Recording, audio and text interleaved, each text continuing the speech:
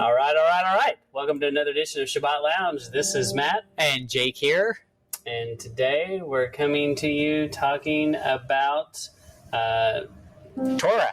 Yes, talking about Torah. So we are at in Numbers, the book of Numbers. And what's this one called, Jake? This is called Naso.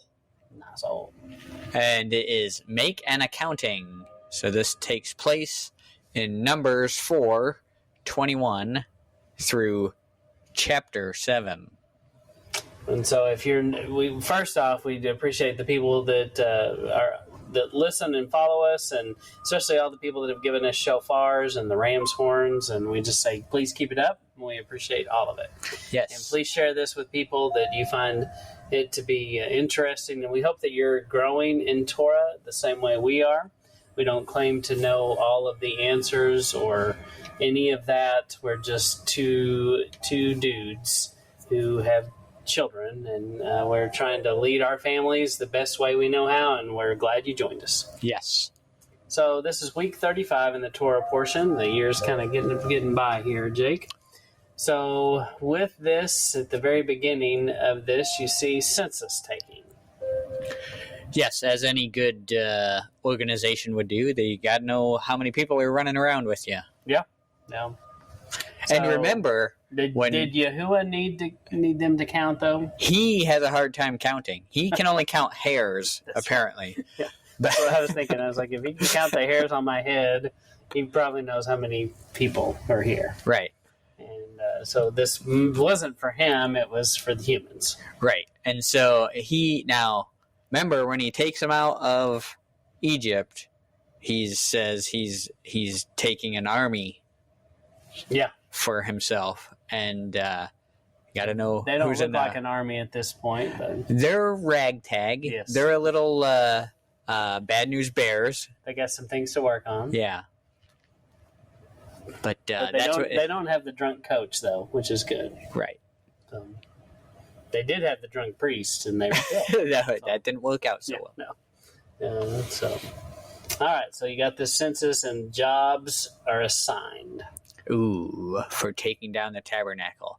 And now this is the beginning of the end for some people. Some people don't like this, do they? This rubs some people the wrong way, and whether they knew it at this specific moment or not, it was their downfall. Yep, I think you've read ahead, Jake. Ooh. All right, so there's also another moment where you've got separating clean and unclean and creating a holy, set-apart people. That's right. So we see. Now, if you look in the New Testament, he says, no unclean person will enter the kingdom. Mm-hmm. Ooh. Yes, what does that mean? Yeah, check it out. And then another duty of the priest was to investigate domestic affairs. That's right. Yay, priest. They get to do all kinds of fun things. They do, yeah, they get the fun jobs. Yes, all the cool jobs. So how would they investigate this, Matt? Well, this is Your Cheating Heart, and I tried to find the song, so I'm sure that we could be shut down because we don't have the proper authority to use the song. But so Matt will just sing it. I'm not singing anything, Jake. Oh. So, but we do have this cheating heart, just like the old song. If you know that song, give us a cheating heart in the comment. Right. And we'll know you listened. And we thank you for that. So, or tell me who wrote the song. Ooh. So, or sang it, performed it. But chapter 4, you got the curse of bitter waters. And this is absolutely huge. And so, Matt, we've never talked about this before. Never talked about it. So if this is your first time hearing this, you've got some homework. Yes. So, and we'll refer to where you can go in a minute, but this is the case of the jealous husband. So, what is a man to do if he thinks his woman is cheating on him? If only there was a Torah that would teach us what to do in this situation. Only we had that. So it's the curse of bitter waters, Numbers 5:21 through 24. Now, let's remember, Matt, would you say that the Torah was written, partly at least, as an expression of Yah's character? Absolutely. Okay. So when he's writing this, he's thinking, this is going to reveal something about me and my plan. Right? Okay. Yeah. Just setting that up. No, that's good. That's good. And if you look back in our teachings, especially our Torah, we have a playlist that we're developing for the Torah portions. And week 21 in the Torah portions, we discuss the golden calf. Right. And it's directly connected to the curse of the bitter waters. Very interesting parallel. And so we encourage you to go on that journey and take a look at that, study it yourself. But in 26, read this for us in 5:16 through 29. All right. So they would take the dust off of the floor of the tabernacle. It's the same stuff that we're made of. And then the priest was to uncover the lady's head. And then there was this bitter cup. Yes. So we didn't spell it all out. They're just kind of a summary of that scripture.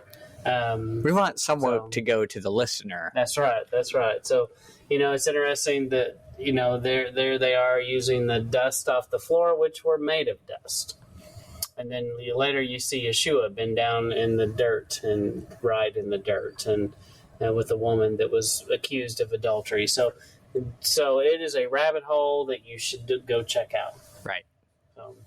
And that's where you get this concept of the bitter cup. And so if she's guilty, her thighs rot away and her belly swells, and all know she's absolutely guilty. Right. And so, Jake, who do we say this woman is? Metaphorically. The adulterous woman. Is who? Is, well, this might sound controversial. Messiah. Am I right? No. Oh. Us.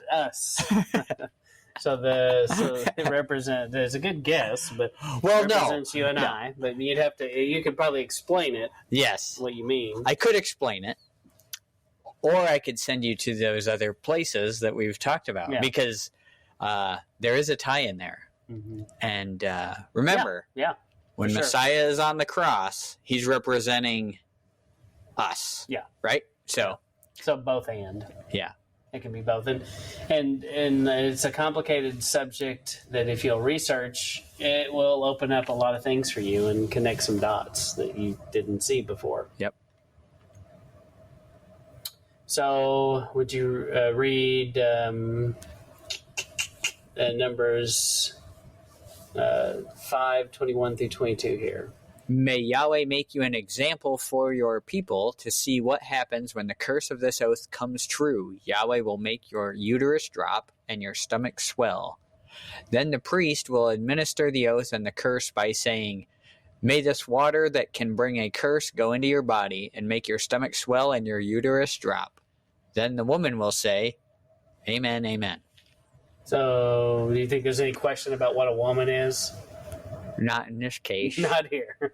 I don't think there was anybody asking that question in this story.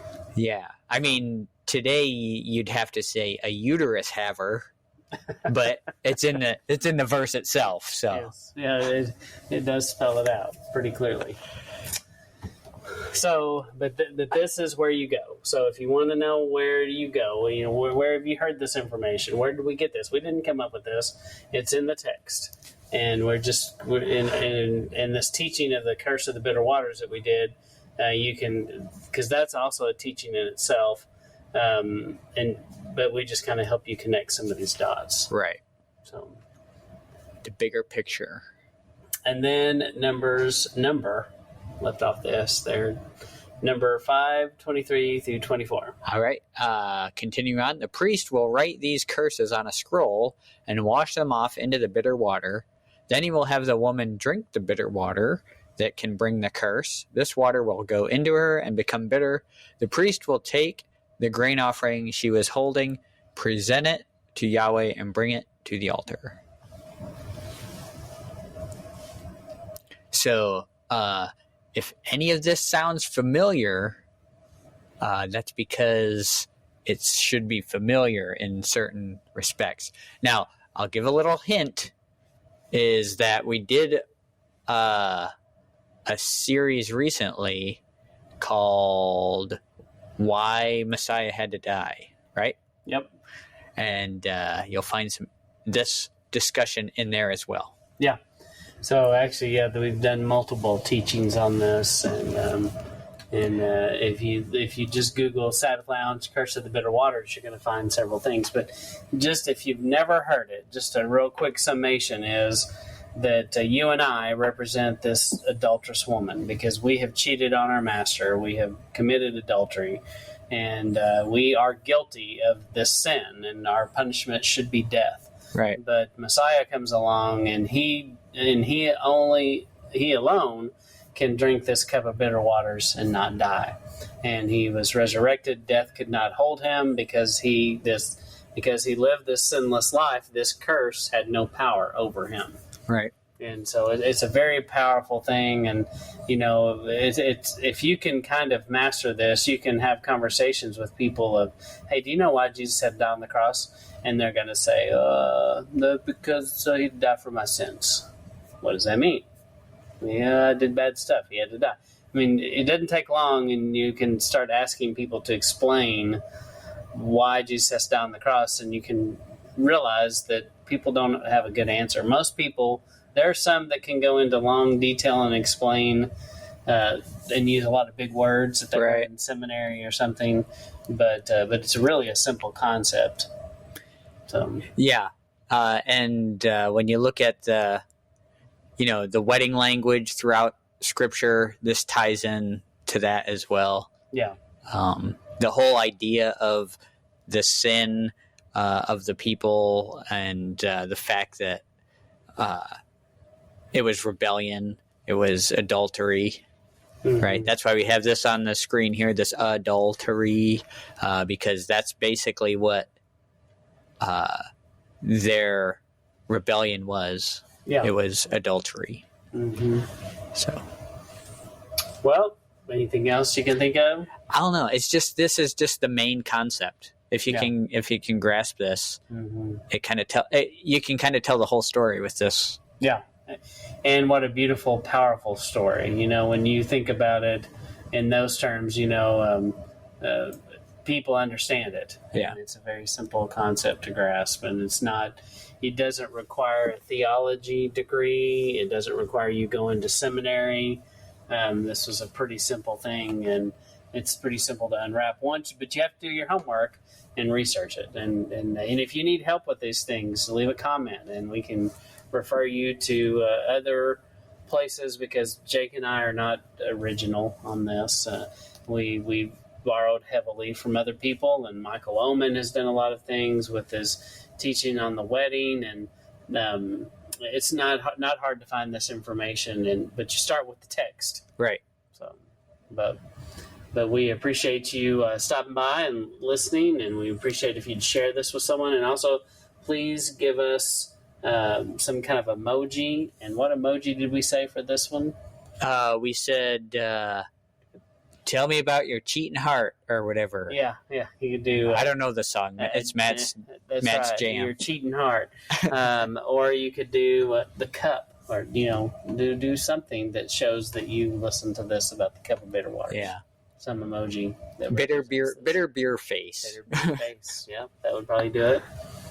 So, well, we appreciate you stopping by, and we appreciate you tuning in. And this is Matt and Jake signing out.